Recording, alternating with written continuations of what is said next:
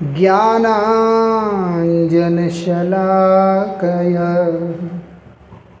चक्षुरुन्मीलितं येन तस्मै श्री गुरवे नमः। वन्दे गुरुगतप्राण स्वाचार्य निजकिङ्करं तीर्थनाम्ना सुविख्यातं परमहंसमहं भजे।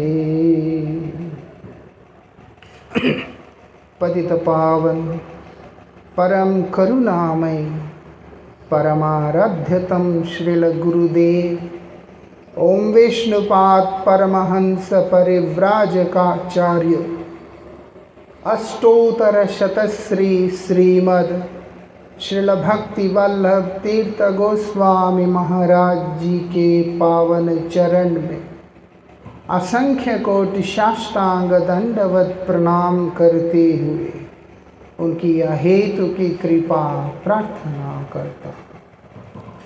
कल बहुत ही विशेष तिथि है। कल स्नान यात्रा स्नान पूर्णिमा है। कल पूर्णिमा तिथि है और ये स्नान पूर्णिमा है। स्नान यात्रा किसका स्नान है? ये नहाना भी कोई इतना विशेष होता है? रोज़ तो लोग नहाते हैं ऐसे। कल का स्नान बहुत विशेष है। किसके लिए विशेष है? बोलते हैं कल जगन्नाथ जी का स्नान यात्रा है। भगवान जगन्नाथ देव का स्नान यात्रा महोत्सव है, इसीलिए वो विशेष है। जन्म कर्म च मे दिव्यम, भगवान का जन्म भी दिव्य है, उनका कर्म भी दिव्य है। जगन्नाथ जी का वो रूप, जिस रूप में वो आविर्भूत हुए हैं, वो भी दिव्य है। और उसके बाद जो स्नान कर्म है उनका, वो भी दिव्य है। ये विशेषता है। गीता में भगवान क्या बोलते हैं? एवं यो वेत्ति तत्वतः, मेरे इस जन्म और मेरे इस कर्म के रहस्य को, महिमा को जो लोग यथार्थ में समझ पाते हैं, तत्व से समझ पाते हैं, ऐसे लोग जब शरीर को त्याग करते हैं दोबारा जन्म और मृत्यु के चक्कर में नहीं आते। ऐसे नहीं है तो जातस्य ही ध्रुवम मृत्यु ध्रुवम जन्म मृतस्य च। जन्म लिया है तो एक समय आएगा, एक दिन उस व्यक्ति को मरना ही होगा। और जो मर गया, ध्रुवम जन्म मृतस्य च, जो मर गया वो दोबारा पैदा होगा। गीता में भगवान बोलते हैं। लेकिन यहाँ पर बोलते त्यक्त्वा देहम पुनर्जन्मम नाति मामैति सोऽर्जुन। एक बार ये शरीर छोड़ के चले जाने के बाद मुझे यथार्थ में जानने वाला व्यक्ति दोबारा लौट के यहाँ नहीं आता है। ऐसे दिव्य स्नान लीला है भगवान जगन्नाथ की कल। ऐसे क्यों? क्योंकि जगन्नाथ जी का प्रतिष्ठा नहीं हुआ, केवल महाभिषेक हुआ है। ब्रह्मा के द्वारा, देवताओं के द्वारा जगन्नाथ जी का जो अभिषेक है वही उनका स्नान यात्रा महोत्सव है। ऐसे किसके द्वारा निश्चय किया गया? इंद्रदुम्न महाराज के द्वारा। स्कंद पुराण में भगवान जगन्नाथ जी की महिमा का वर्णन है, जिसके अंदर बतलाया जाता है कि किस प्रकार से भगवान जगन्नाथ प्रकट हुए। भगवान कृष्ण द्वारिका में बैठे बैठे सब समय गोपियों को, व्रजवासियों को, सबको याद करके विलाप करते रहते हैं, रो रहे होते हैं। सभी को भगवान श्री कृष्ण मुरली वादन करते हुए दिखलाई पड़ता है कि भगवान श्री कृष्ण त्रिभंग रूप में खड़े हैं और उनके मुखमंडल पे एक अद्भुत मुस्कान है, ऐसे दिखाई देता है। लेकिन सिक्के का दूसरा हिस्सा भी है जहाँ पर कृष्ण निरंतर विलाप करते रहते हैं। कृष्ण रो रहे हैं, सब समय रो रहे हैं।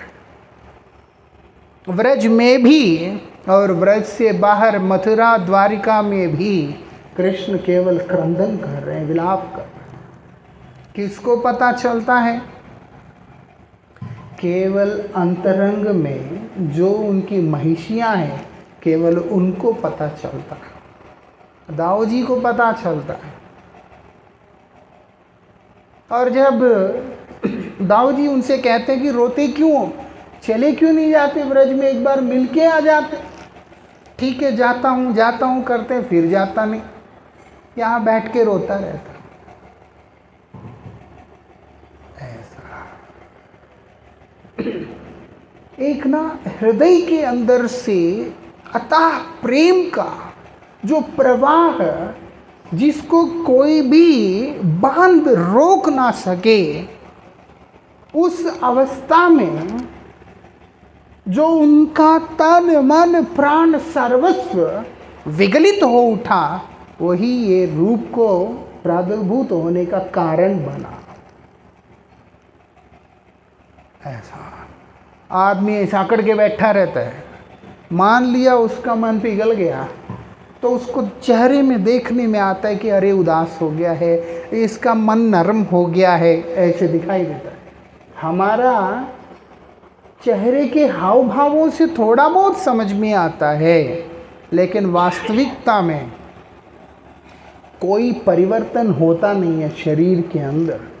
भगवान का तो ऐसा नहीं कि उनका शरीर अलग, उनका मन अलग, उनका बुद्धि अलग, आत्मा अलग, ऐसा है ही नहीं।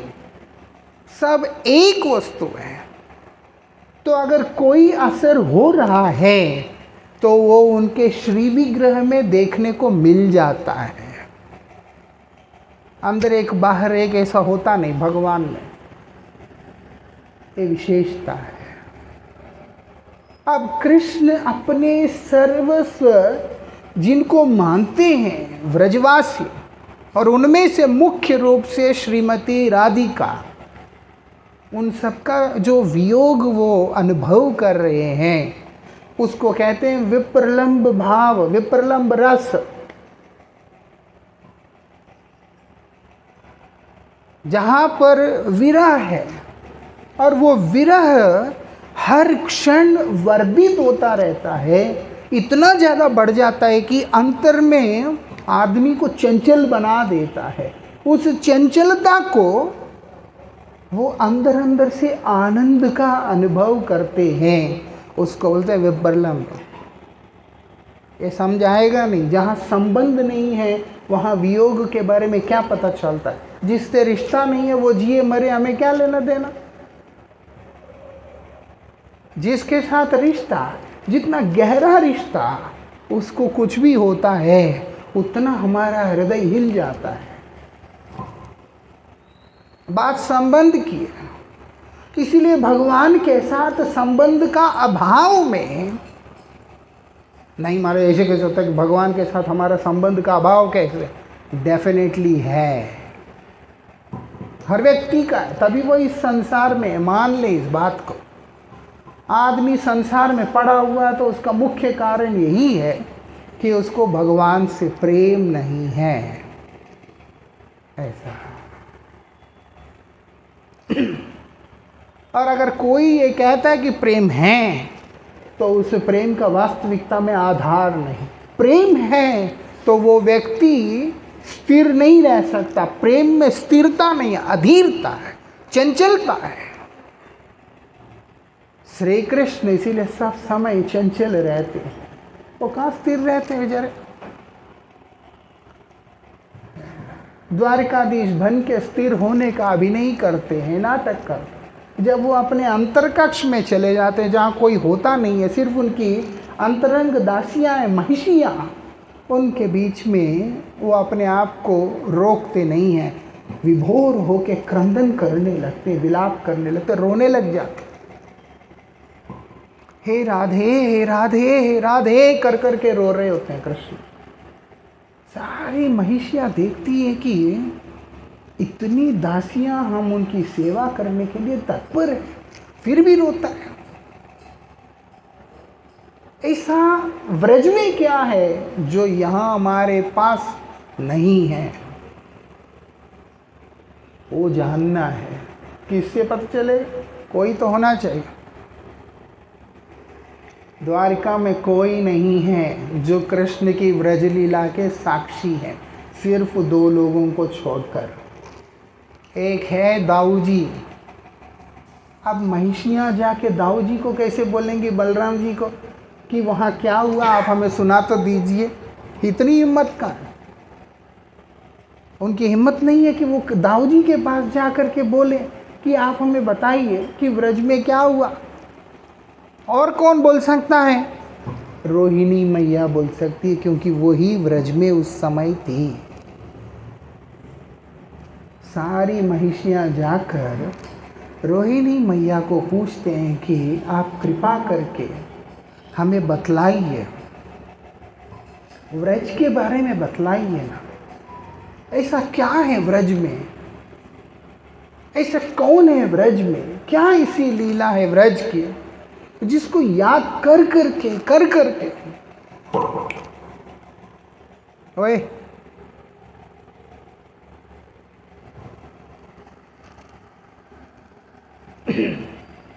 जिसको याद कर करके क्या कर रहे हैं कृष्ण? विलाप कर रो रहे हैं। तो रोहिणी मैया कहती कि बहुत मुश्किल है। क्यों? क्योंकि रोहिणी मैया इस बात को जानती है, अगर मैंने व्रज लीलाओं का वखान करना शुरू किया तो कृष्ण अपने आप को संभल नहीं पाएंगे। वो अपने आप को संभल नहीं पाएंगे। मद्भक्त यत्र गायन्ति तत्र तिष्ठामि नारद। मेरे भक्त लोग जहाँ पर मेरा गुणगान करते हैं, मैं वहाँ जाके बैठ जाता हूँ। और रोहिणी मैया कोई ऐसी वैसी भक्त हैं, एक ऐसी भक्त जिनको भगवान ने माँ का स्थान देकर सम्मानित किया। जैसे यशोदा मैया है, ऐसे ही रोहिणी मैया भी है। इसीलिए भगवान दाऊ जी के रूप में रोहिणी मैया के गर्भ से प्रकट हो। रोहिणी मैया साधारण स्त्री नहीं है, वो यशोदा मैया जैसी है। अब ऐसी जो मैया जब अपने गोपाल की लीलाओं का वखान करेगी, कहाँ पर कृष्ण संभले, कहाँ पर दाऊ जी संभले। मैया कहती कि देखो मुश्किल हो जाएगा, और उनको भी पता है कि मैं खुद भी संभल नहीं पाऊंगी, मैं खुद अपने आप को नहीं संभाल पाऊंगी। राधा रानी कृष्ण से जब मिलने के लिए आती है तो कृष्ण से कहती है कि मुझे ये कुरुक्षेत्र अच्छा नहीं लग रहा है। तुम हो, मैं हूँ, और हम दोनों का संबंध जो है वो है ही है, लेकिन ये स्थान मुझे रास नहीं आ रहा है। तुम्हारा अवतार मुझे पसंद नहीं आ रहा है, इसलिए मुकुट को छोड़ो। तुम्हारे सिर के ऊपर वनफूलों का बना हुआ माला वही शोभा देता है गोविंद। ये नहीं, तुम सोने का मुकुट सिर के ऊपर धारण किए हुए हो, वो नहीं अच्छा लगता, मुझे देखने में ही अच्छा नहीं लगता। राधा रानी खुद बोल रही है कृष्ण को, तुम्हारा ये राजवेश नहीं अच्छा लग रहा है, मेरे मन को नहीं भा रहा है। यहाँ पर ये जितने भी आडंबर है, ये महल जितना भी, ये सब मुझे अच्छा नहीं लग रहा है। यहाँ का राजसी ठाट बाट, सैनिक सामंत नहीं अच्छा लग रहा। तुम वृंदावन चलो ना, यहाँ नहीं। ऐसे राधा रानी कृष्ण से कह रही है, हे गोपीनाथ, हे गोपीनाथ, वृंदावने चलो, हे गोपीनाथ। हमारे गुरुजी इस कीर्तन को करते थे रथ के आगे, पागल हो जाए आदमी सुन के। हे गोपीनाथ, हे गोपीनाथ, वृंदावन चलो हे गोपीनाथ। हमारे गुरुजी गाते थे ऐसे, परम अद्भुत ऐसा। और शास्त्र में वर्णन है कि राधा रानी कृष्ण के आगे खड़े होके यही बोल रही कि गोपीनाथ चलो वृंदावन। उनको नहीं अच्छा लग रहा है। रुक्मिणी, रोहिणी मैया रह तो रही है द्वारिका में, लेकिन वो देवकी मैया की तरह नहीं है। रोहिणी मैया व्रज में रह चुकी है, रामकृष्ण की लीलाओं को दर्शन कर चुकी है। व्रज से द्वारिका आकर उनको भी मन में अच्छा नहीं लग रहा है, अंदर अंदर से वो भी बहुत उदास है।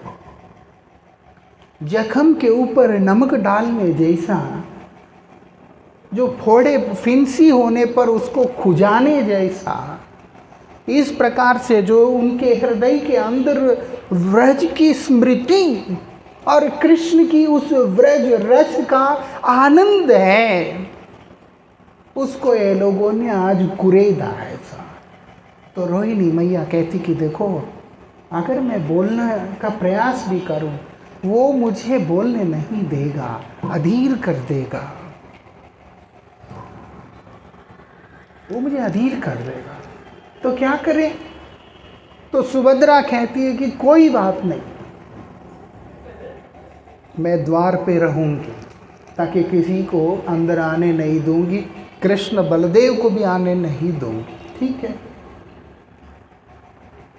कृष्ण बलदेव को भी आने नहीं दूंगी। ठीक है। अब रोहिणी मैया सुना रही है, कृष्ण की लीलाओं को सुना रही है। कहाँ बैठा कृष्ण, कहाँ बैठे दाऊ जी। जैसे जैसे रोहिणी मैया सुना रही है, वो जो 16,108 महिषियाँ वो धीरे धीरे सुनते सुनते समाधि में जाने लगी, समाधि में चली जाने लगी सारी। और बोलती बोलती बोलती रोहिणी मैया भी समाधि में चली गई, सुनते हुए सुभद्रा मैया भी समाधि में चली गई। कृष्ण लीला ही ऐसा है, कान लगा के श्रवण करें तो आदमी तो समाधि में पहुंच जाता है, सब समाधि में। कृष्ण और बलदेव फिर कहाँ रुके? वो लोग रोहिणी मैया के पास दौड़ के आ गए। सुभद्रा मैया ने उन्हें द्वार के ऊपर रोक लिया, उन्हें द्वार के ऊपर रोक लिया। जब द्वार पे रोक लिया है तो कृष्ण बलदेव आगे जा नहीं पाए, और तीनों उसी जगह पर रहकर रोहिणी मैया के मुख से कृष्ण बलदेव की लीलाओं को सुनते हुए ऐसे प्रेम में विभोर हो गए, उनके आकृतियाँ परिवर्तित हो गई है। ये प्रेम के प्रभाव से विगलित स्वरूप है। ऐसा आदमी को आंसू आ जाता है, क्यों? मन नरम हो गया, कुछ ऐसा हो सकता है। तब वो दिखाई देता है कि अंदर जो भी क्रिया मन के ऊपर होता है, उसका कोई ना कोई सिम्टम बॉडी के ऊपर देखने को मिलता है। हम तो जगन्नाथ नहीं है कि इस प्रकार के भाव अंदर प्रकट हो जाए और शरीर बदल जाए, लेकिन जगन्नाथ तो जगन्नाथ है। वो दर्शा रहे हैं, जहाँ पर मेरा चर्चा हो, वो भी प्रेम चर्चा, वहाँ पर मेरा खुद का दशा क्या हो जाता है। और वही रूप जगन्नाथ देव का वहाँ पर प्रकट हो गया, जो मूल में जो प्रकट हुआ। इसका दर्शन नारद गोस्वामी ने किया। नारद जी ने जब दर्शन किया, आनंद में विभोर हो गए, और जैसे ही नारद जी आगे आए, वो सब समाधि भंग हुआ। नारद जी ने प्रार्थना किया कि नाथ, आपका ये दिव्य रूप जगत के ऊपर कृपा करें। इस कारण से भगवान जगन्नाथ देव का इस जगत में इस रूप में अवतरण हुआ है। किसको उपलक्ष्य करके हुआ? इंद्रदुम्न महाराज को। महाराज इंद्रदुम्न परम धार्मिक राजा है और उन्होंने क्या किया? उनका इच्छा था कि वो संपूर्ण भारत के अंदर जितने भी भगवान के स्वरूप है उन सबका दर्शन करें। दर्शन करते करते करते पुरुषोत्तम धाम में पहुँचे, जो आज जिसका नाम जगन्नाथपुरी है, वहाँ पर पहुँचे। कटक में वो रहते थे और पुरी भुवनेश्वर कटक वो उनके लिए वो कोई बड़ी जगह नहीं, आराम से जाना आना जो भी करना। समुद्र तीर में जाके बैठते और एक समय कुछ साधु वहाँ आकर क्या करते हैं? नील माधव के बारे में चर्चा करते हैं। नील माधव के बारे में सुनकर उनके मन में इच्छा हो कि मैं जाके दर्शन करूं, लेकिन कहाँ है नहीं पता। तो उन्होंने वहाँ पर उनके ही दरबार में जो पुरोहित है, उनका नाम है विद्यापति, उनको उन्होंने वहाँ पर भेजा। सभी को भेजा। उनमें विद्यापति जाकर नील माधव जी का खोज करके निकालते हैं। नील माधव का खोज करके निकालते हैं, उनका दर्शन करते। बड़ी सुंदर कथा है। वो शबर जाति के जो लोग हैं, रथ यात्रा के समय अब कल से लेकर जगन्नाथ जी दोबारा श्री मंदिर में प्रवेश करने तक का सारी सेवा ये विश्व वसु के वंशज ही करते हैं।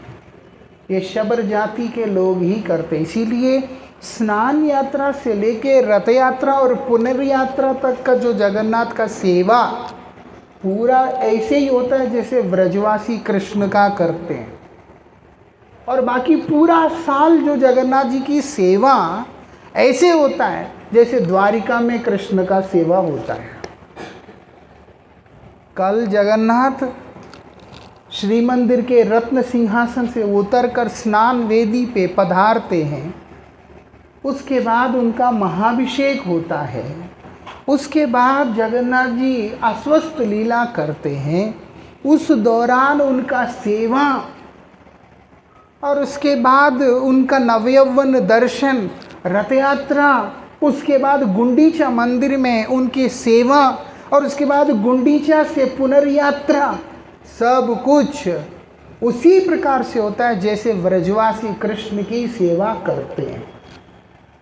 आप देखोगे रथ यात्रा में जब जगन्नाथ नीचे आते तो डंडा लेके वो पंडा जगन्नाथ जी को भी मारता है। जैसे क्या पूरा साल मारता है सिंहासन पे जाके तब तो वो द्वारकाधीश है, श्री मंदिर में बैठे हुए हैं, महालक्ष्मी के द्वारा सेवित है।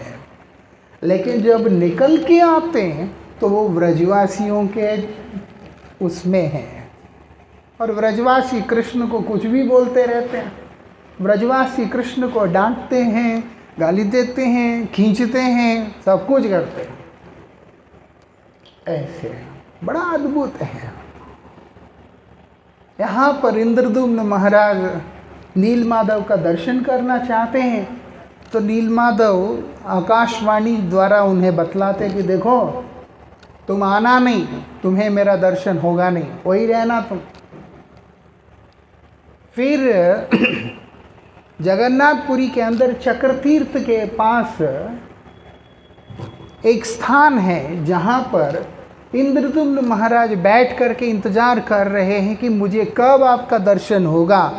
तो वहाँ पर 3 काष्ठ के रूप में, लकड़ी के रूप में बहते हुए वहाँ पर 3 लकड़ी के टुकड़े आते हैं। भगवान उन्हें बोलते हैं कि ये मैं ही हूँ, इसको तुम लो और इसके बाद मेरा स्वरूप को तराशो, प्रतिष्ठा करके उसकी सेवा करो। ऐसा नहीं कि लकड़ी को बना के प्रतिष्ठा करो। बोलते लकड़ी आया, वो लकड़ी ही, वो बोलते वो मैं ही हूँ। बड़े आदर के साथ, बड़े सम्मान के साथ कीर्तन करते हुए, मंत्रोच्चारण करते हुए उसको लेकर के जाते हैं। अब मूर्ति कौन बनाएगा? अभी एक समस्या है, किसको दें भाई? आता है मूर्तिकार, बोलते 21 दिन के अंदर मैं बना दूंगा। बोलते ठीक है, लेकिन दरवाज़ा नहीं खोलना है, नहीं खोलना। बूढ़ा आदमी, शुरू में थोड़ा आवाज़ आता है। मैं बिल्कुल संक्षेप में बोलूँ, तिथि कल है, हम लोग कल भी इधर चर्चा करेंगे। वो शुरू में लोग दरवाजे पे कान लगा के देखते हैं तो आवाज़ आता है कि कुछ काम हो रहा है। कुछ दिन के बाद आवाज़ बंद हो गया। अब वो लोग चिंता में हैं कि वो आदमी है भी कि ख़त्म हो गया। उसके मना करने के बाद भी समय पूर्ति होने से पहले जो लोगों ने द्वार को खोल दिया तो एक स्वरूप में भगवान का विग्रह प्रकट हो गया है। वो डर गए, बोलते इस तरीके का कौन सा रूप होता है भाई? ऐसे इतने बड़े बड़े आंख और ऐसे ऐसे रूप, एक क्या रूप है इस रूप में होता है? उनको लगा कि अपराध हो गया हमारा। ये आदमी का रूप है, ये जानवर का रूप है, ये क्या रूप है ये? आप बताओ। जैसे नरसिंह देव हैं, वराह देव है, कूर्म देव है, ऐसे से कोई रूप हो तो पता चलता है। या फिर राम जी हैं, बलराम जी हैं और परशुराम जी हैं, कल्कि हैं, कोई भी रूप तो पता चलता है। बोलते ये क्या रूप है? उनको समझ में भी नहीं आ रहा और दुखी है। तब भगवान उन्हें इंद्रद्युम्न महाराज को आश्वस्त करते हुए बोलते कि चिंता नहीं करना, ये मेरा इच्छा से मैं इस रूप में प्रकट हुआ हूँ, तो चिंता मत करना। जब ये बात कह दिया उसके बाद अब इनकी प्रतिष्ठा कौन करे? हर लीला बड़ा अद्भुत है। रथ यात्रा का भी एक अलग लीला है। किस लिए रथ यात्रा है? अब तो कल स्नान यात्रा है। प्रकट होने के बाद ये रूप में जगत को दर्शन देने के लिए, जगत को अपनाने के लिए। जगतेर पिता कृष्ण और जगत का नाथ जगन्नाथ है। जगत का पिता भी वही है, जगत का नाथ भी वही है, जगत का सर्वस्व तो वही है। इसीलिए जगत के ऊपर कृपा करने के लिए, कल एक बच्चे ने मुझसे पूछा कि कोई कहता है सब ऐसे ही भक्त बन जाएगा तो संसार का क्या होगा? मैंने उसे कहा कि तुमने और मैंने क्या ठेका ले रखा संसार का कि इसको हम बढ़ाएंगे? हम हैं या नहीं हैं, संसार में कोई फर्क नहीं पड़ता। कईयों को ऐसा होता है, कोई होता है, हमको मिलते भी हैं। मेरे रहने से काम हुआ जी, तू मर के देख तब भी काम होके रहेगा। किसी के रहने ना रहने से किसी का काम होता भी नहीं है और किसी का काम रुकता भी नहीं है। जो होना है वो हरी इच्छा से होता है, जो रुकना है वो भी हरी इच्छा से होता है। मनुष्य को केवल एक श्रेय मिलता है और अल्पबुद्धि जीव होने के कारण वो उस श्रेय को, मतलब निमित्त होने के बावजूद भी खुद को कारण का भ्रम लेकर जीने लग जाता है। मेरे कारण हुआ, कोई कारण नहीं है। सर्व कारण कारणम तो भगवान गोविंद स्वयं है। अर्जुन को भगवान श्री कृष्ण ने युद्ध के समय बोल दिया भगवद गीता में, निमित्त मात्रम भवसव्य साचिम, तुम कारण नहीं हो, तुम केवल निमित्त हो। हे अर्जुन, अर्जुन के मन में था, इसीलिए अर्जुन बार बार बोलते मैं तो युद्ध ही नहीं करूंगा, मैं युद्ध नहीं करना चाहता। मैं क्यों? ये सारे लोग खत्म हो जाएंगे मेरे हाथों। अर्जुन के रहने से, अर्जुन के कारण युद्ध है, ऐसे एक है। लेकिन कृष्ण अर्जुन से कहते हैं कि तुम तो निमित्त है, कारण नहीं है। कारण तो कभी कोई हो ही नहीं सकता संसार में, कारण तो केवल गोविंद है। जगत का कारण भी वही है। इसलिए बोला उनका एक नाम जगत जीवन है। हमारे आचार्य ने कीर्तन में कहा, जगत कारण तुम्ही जगत जीवन। जगत का कारण आप है जगत का जीवन आप है। आप नहीं है तो खतरा है। जिसके जिंदगी से जगन्नाथ बाहर होते हैं उसके लाइफ में, उसके जीवन में कदम कदम पर अनर्थ के अतिरिक्त कुछ और है ही नहीं। जिसके जीवन में जगन्नाथ है वो श्मशान में भी है, वो सबसे ज़्यादा सुरक्षित है। ऐसे शास्त्र हम लोगों को बतला रहे हैं। पतित जीवों के ऊपर कृपा करने के लिए जगन्नाथ इस जगत में अवतीर्ण हुए हैं, प्रेम देने के लिए अवतीर्ण हुए हैं। पहले क्या है, अंदर छिपा के रख लिया। वो द्वारिका में रहने वाले जो लोग हैं उनको भी दिखलाई नहीं देता, उनके आगे भी राजा बन के घूमते हैं। सिर्फ बहुत कम लोगों के आगे दिखता है, जैसे दाऊ जी वगैरह एकदम उनके अभिन्न हैं, उनके अंतरंग हैं, और किसी के आगे दिखता ही नहीं। उद्धव को भी नहीं समझ में आया, किसी को भी नहीं समझ में आया।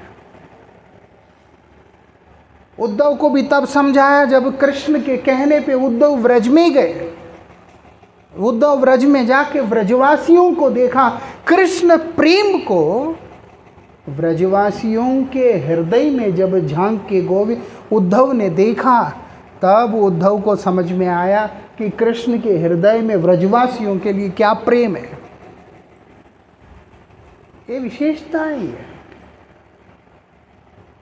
वो जगन्नाथ प्रकट हुए हैं जगत के ऊपर कृपा करने। वो कौन सी कृपा? क्या धर्म की कृपा, अर्थ की कृपा, काम की कृपा, मोक्ष की कृपा? ना, पंचम पुरुषार्थ विशुद्ध प्रेम की कृपा कि लो मैं दे रहा हूं। ऐसा, और वो भी स्वेच्छा से प्रकट हुए हैं, अपनी इच्छा से।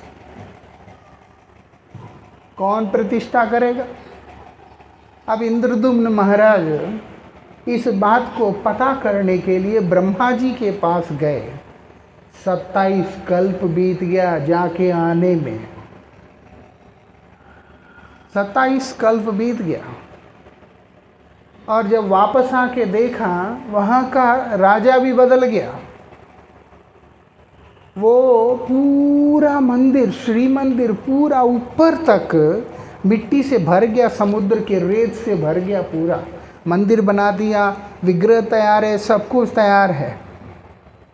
अब कौन प्रतिष्ठा करेगा, कौन स्थापना करेगा, ये पूछने के लिए जब गया, तब तक मंदिर पूरा रेत से ढक गया। उस समय का जो राजा था गाल माधव, वो जाकर के उस मंदिर का उद्धार किया और उसके बाद क्लेम करने लगा कि ये मंदिर मेरा है। काकभूषुंडी जी महाराज, उन्होंने साक्षी दिया कि नहीं, ये तो इंद्रदुम्न महाराज का। तो फिर वो हटा। अब इंद्रदुम्न महाराज जगन्नाथ जी का स्वरूप ब्रह्मा जी को दिखा के बोलते हैं कि नाथ क्या करना है? तो ब्रह्मा जी बोलते हैं इसका प्रतिष्ठा नहीं हो सकता, क्योंकि ये स्वयंभू है। स्वयंभू का प्रतिष्ठा कौन करता है? अब राधा रमन जी का प्रतिष्ठा नहीं है, वो स्वयंभू है।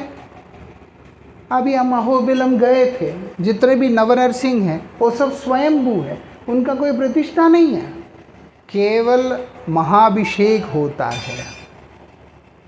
उन्होंने कहा कि एक काम करना है, जिस तिथि में ये अवतीर्ण हुए उस तिथि पे इनका महाभिषेक करेंगे। वो तिथि स्नान पूर्णिमा का ही तिथि है, ज्येष्ठ मास की पूर्णिमा के अंदर वो अवतीर्ण हुए हैं। इसलिए स्नान यात्रा के दिन ब्रह्मा ने उनका अभिषेक किया।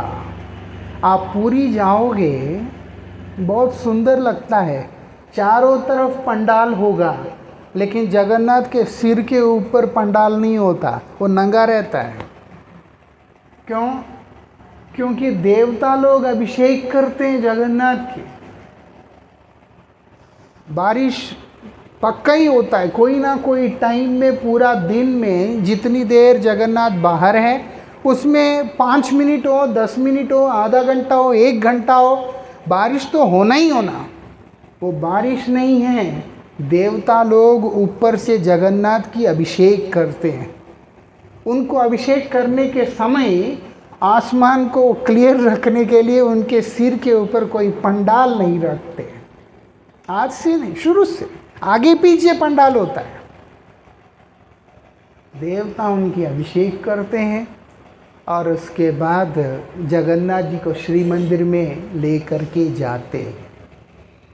जगन्नाथ जी की ऐसी विशेषता, उनका स्नान दर्शन, उनका रथ में विराजमान होने वाला दर्शन, उनका हर दर्शन सर्वश्रेष्ठ है।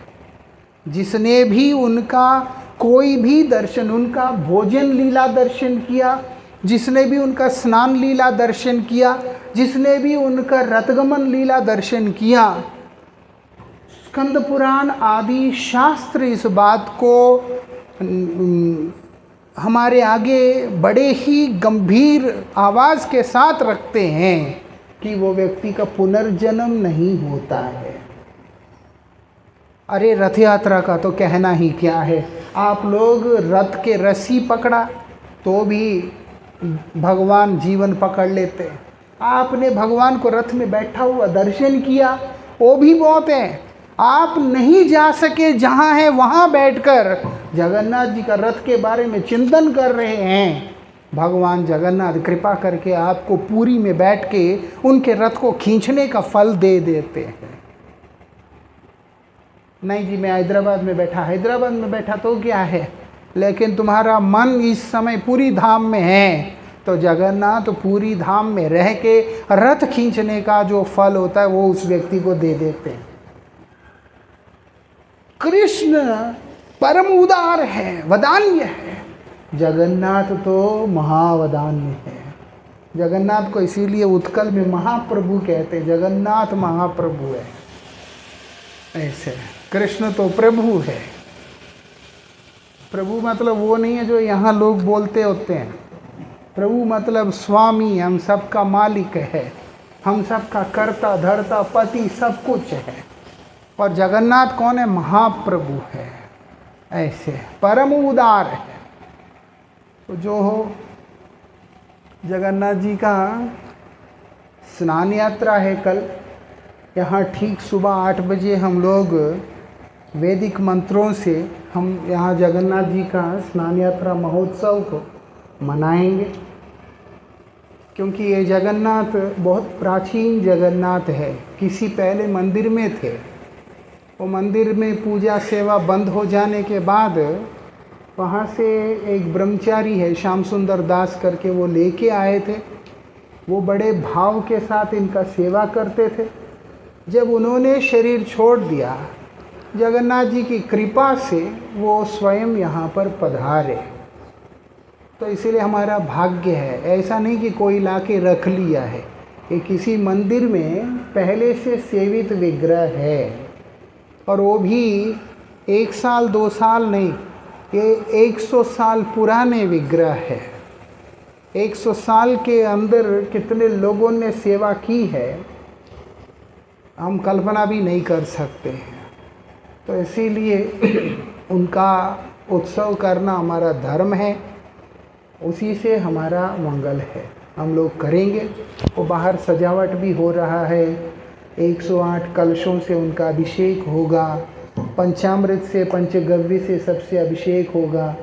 बहुत ही जोरदार संकीर्तन के साथ हम लोग इस उत्सव को मनाएंगे कल।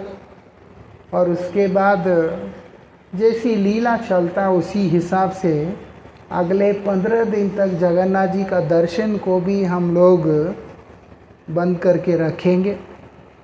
ऐसा उसके बाद 16 जुलाई को जगन्नाथ जी का रथ यात्रा करेंगे। नीचे रथ है, उसका हाइट भी बढ़ाया हमने अच्छे से। यहाँ पर जगन्नाथ जी का रथ यात्रा होगा। वो रथ होने के बाद फिर जगन्नाथ अपने आसन पे आके विराजमान होंगे।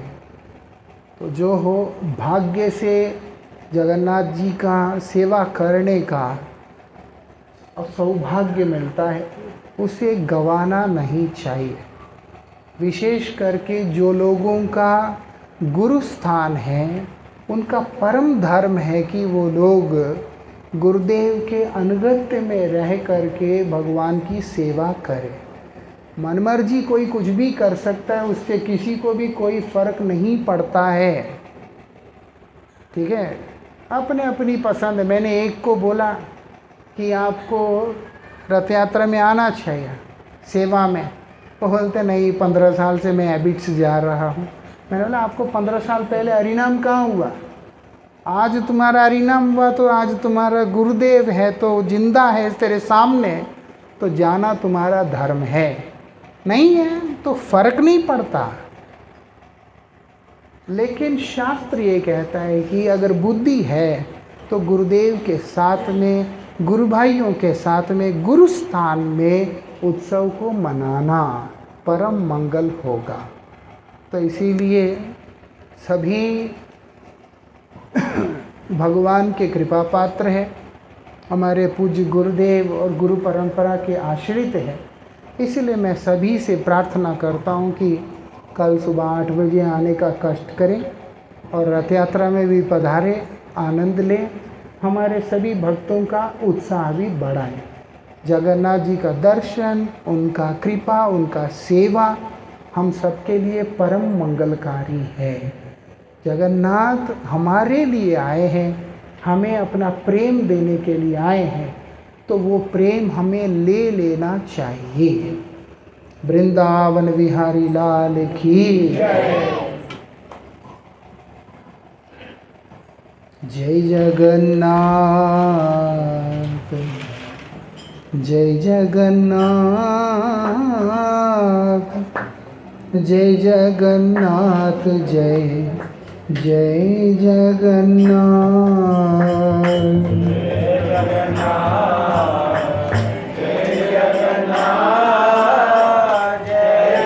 कोई अच्छा वाला ले लो। जय जगन्नाथ, जय जगन्नाथ, जय जगन्नाथ, जय जय जगन्नाथ।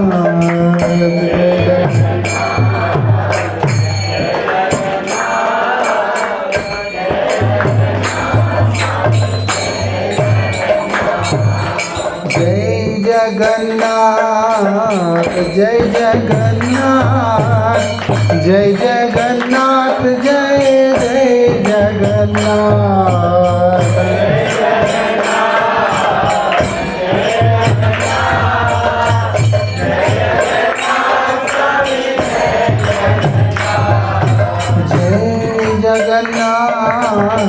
जय जगन्नाथ, जय जगन्नाथ, जय जय जगन्नाथ।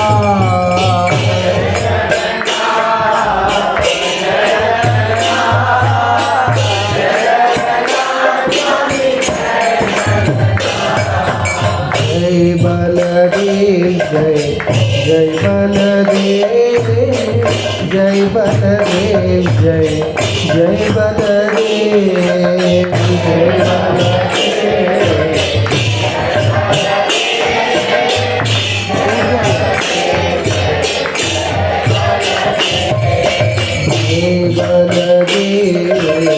जय बलदेव, जय बलदेव, जय बलदेव।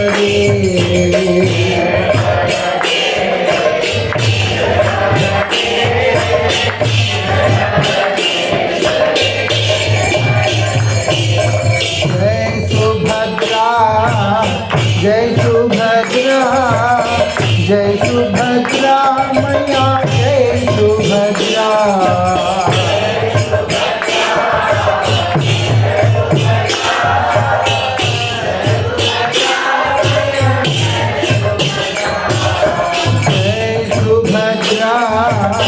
जय सुभद्रा, जय सुभद्रा मैया, जय सुभद्रा।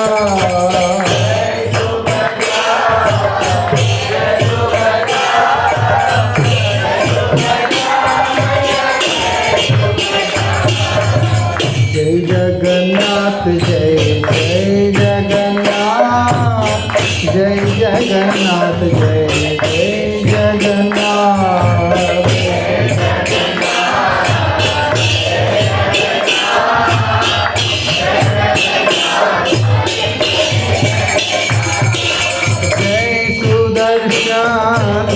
जय सुदर्शन जय सुदर्शन जय जय सुदर्शन।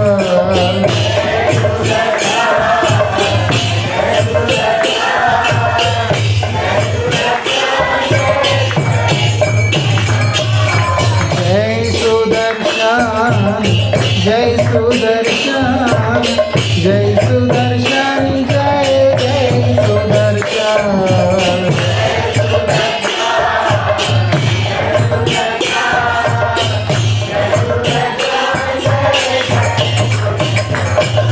जगन्नाथ स्वामी नयन पथगामी नयन पथगामी भवतु मे।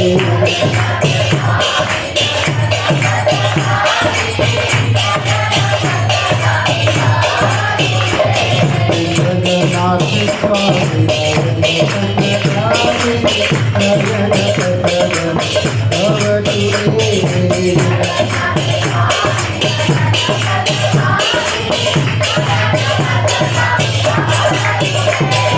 जगन्नाथ स्वामी नयन पथगामी नयन पथगामी भवतु मे।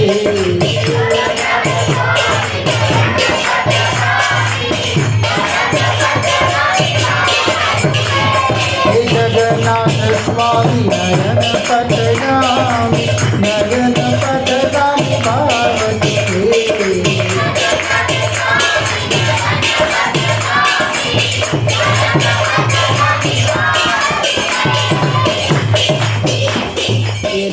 ये जो लाइन है जगन्नाथ स्वामी नयन पथगामी भवतु में, ये जगन्नाथ जी को बहुत पसंद है, ये बहुत पसंद है।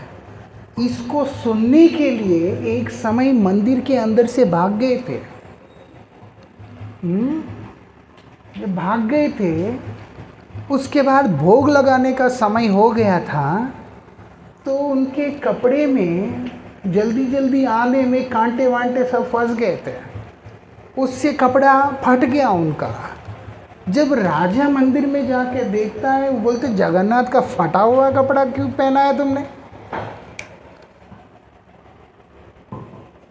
फटे हुए कपड़े क्यों पहना है तुम? वो बोलते फटा हुआ तो नहीं पहना है हमने, हम तो अच्छे कपड़े पहनाया। जगन्नाथ जी के 36 प्रकार के नियोग है, सेवक हैं, उनमें से 2 भी नहीं है। जगन्नाथ जी के लिए रसोई करने वाला, लकड़ी काटने वाला, मटका बनाने वाला, दाढ़ी करने वाला, कपड़े बनाने वाला, हर तरह के सेवक है, लेकिन 2 भी नहीं है। क्योंकि जगन्नाथ एक कपड़े को दोबारा नहीं पहनते, आदि काल से रोज नया कपड़ा ही पहनते। आप देखो कितना अमीर है ऐसा।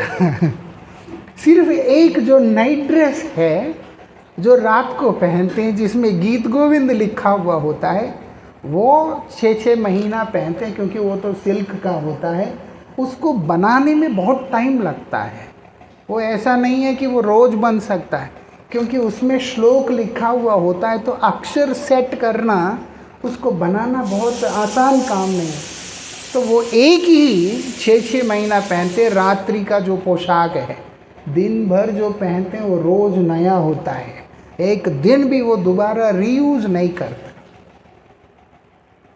अरे इसलिए बोले नया कपड़ा फटा कैसे? तब जगन्नाथ राजा को स्वप्न देखे बोलते हैं किसी का दोष नहीं है, मैं खुद चला गया था उसको सुनने के लिए। तब से राजा ने नियम रखा कि जगन्नाथ को कहीं जाना ना पड़े, रोज़ मंदिर के अंदर सुबह और शाम इन कीर्तनों को गाया जाए। जिस भक्त ने इसकी रचना की है वो परम रसिक भक्त है, उसके मुख से वो शब्द सुनकर खुद जगन्नाथ आनंद में विभोर हो जाते हैं। खुद जगन्नाथ प्रेम की मूर्ति, और जिन्होंने इस रचना को की, जयदेव गोस्वामी परम रसिक भक्त है। एक शुद्ध भक्त के हृदय से निकली हुई वाणी को, और वो भी रसिक वाणी को, आस्वादन करते रहते हैं जगन्नाथ। हमको क्या मालूम, हम तो सुन सुन के गा लेते जगन्नाथ स्वामी नयन पथगामी भव तुम्हें करके। हमारे लिए केवल वो एक शब्द है, जगन्नाथ के लिए वो शब्द के अंदर छिपा हुआ उस रसिक भक्त का भाव है। महापुरुषों की वाणी को कोई तोते की तरह भी रिपीट कर दे तो भी भगवान का वो अत्यंत प्रियतम बन जाएगा। हमें अपने लिए कंटेंट क्रिएट करने की ज़रूरत नहीं है। जो एग्जिस्टिंग कंटेंट है, जो महापुरुषों के हृदय से निकला है, उसी को रिपीट करो। इसीलिए हम समझ के गाते, ना समझ के गाते, मालूम नहीं। अगर हम जगन्नाथ के आगे खड़े होकर के जगन्नाथ स्वामी नयन पथगामी भव तुम्हें इतना अगर हमने बोल दिया, जगन्नाथ सीधा जाकर के हृदय में बैठ जाते हैं। और समझ के बोलेगा तो वो आदमी को तो प्रेम में पागल कर देगा जगन्नाथ। ये विशेषता है, ये बात है। जगन्नाथ स्वामी नयन पथगामी भव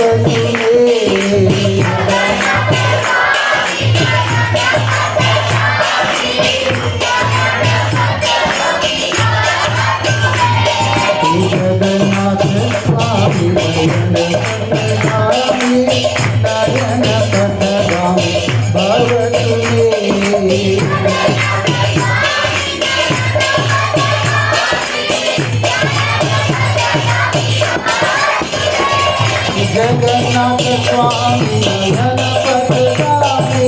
नयन पथगामी भाव तुम्हें।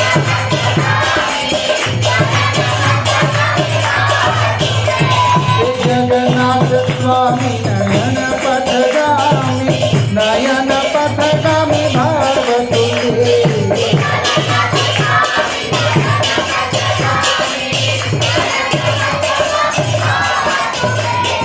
जय जगन्नाथ जय जगन्नाथ जय जगन्नाथ जय जगन्नाथ।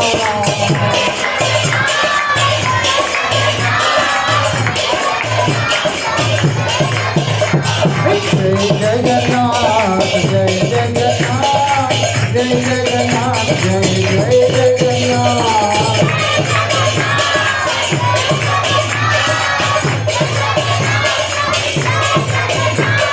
हरे कृष्णा कृष्ण कृष्ण हरे हरे, हरे राम राम राम हरे हरे।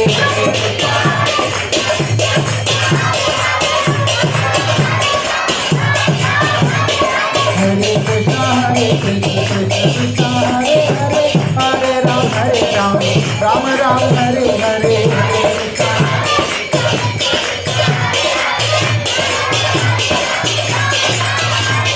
हरे कृष्णा कृष्ण कृष्ण हरे हरे, हरे राम राम हरे हरे।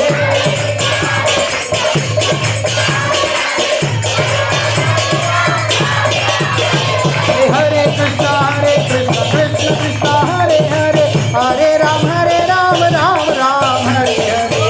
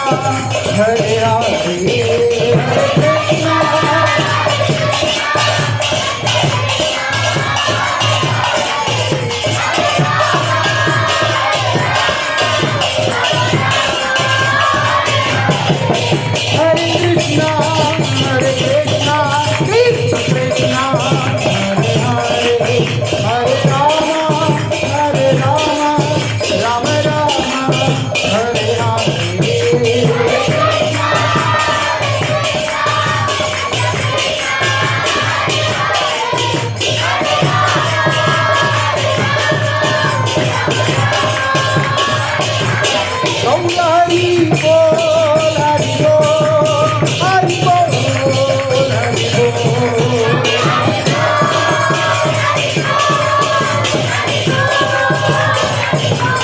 हरि बोल हरि बोल हरि बोल हरि बोल।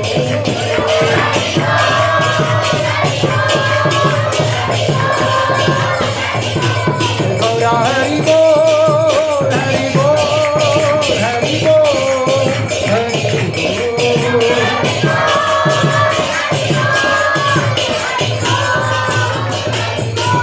वृंदावन बिहारी लाल की जय। श्री श्री गुरु गौरंग गंधर्विका गिरिधारी। श्री श्री राधा मदन मोहन गोविंद गोपीनाथ। श्री श्री राधा श्याम सुंदर।